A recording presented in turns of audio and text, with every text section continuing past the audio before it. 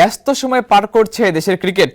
জাতীয় দল, এ দল কিংবা ইমার্জিং দল, টাইট শিডিউলে একের পর এক ম্যাচে সবাই ব্যস্ত। বসে থাকার সুযোগ নেই টেস্ট দলের তারকাদেরও। আগামী মাসেই যে নামতে হবে শ্রীলঙ্কা পরীক্ষায়। তাই তো মিরপুরে নিজেদেরকে ব্যস্ত রাখছেন সাদমান, মমিনুল, মুশফিক, মিরাজরা। বিস্তারিত থাকছে মাহফুজ আহমেদের প্রতিবেদনে।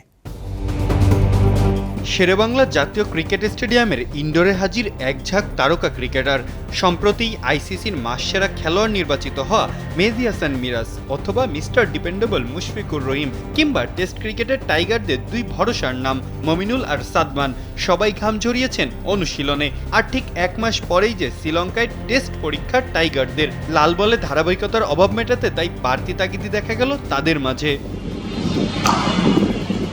এই মুহূর্তে যেন দম ফেলানোরও সময় নেই বিসিবির। জাতীয় দল ব্যস্ত আমিরাত ও পাকিস্তান সিরিজ নিয়ে। এ দল খেলছে নিউজিল্যান্ডের বিপক্ষে, ইমার্জিং দলটা টেক্কা দিচ্ছে সাউথ আফ্রিকাকে।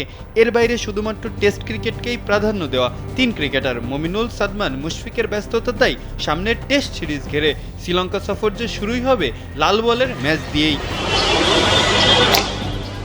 আপাতত কম্বিনেশনের জন্য টি-20 দলের জায়গা না পাওয়া মিরাজ তাই বসে না থেকে চালিয়ে যাচ্ছেন অনুশীলন। প্লেয়ার অব দ্য মান্থ হওয়ার পর যেন আরও উজ্জীবিত তিনি।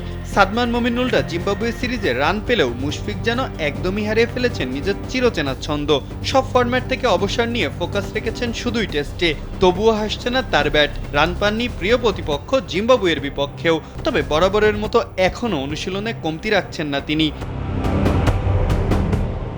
টেস্ট ক্রিকেটে নতুন কিছু করতে চায় বাংলাদেশ, তাই তো অনুশীলনে বাড়তি কায়দা কৌশল রপ্ত করতে দেখা গেল টাইগার ক্রিকেটারদের। নতুন নতুন শট খেলার প্রচেষ্টা করলেন সাদমান, মমিনুলরা। গরমে হাঁসফাঁস করলেও চালিয়ে গেছেন অনুশীলন।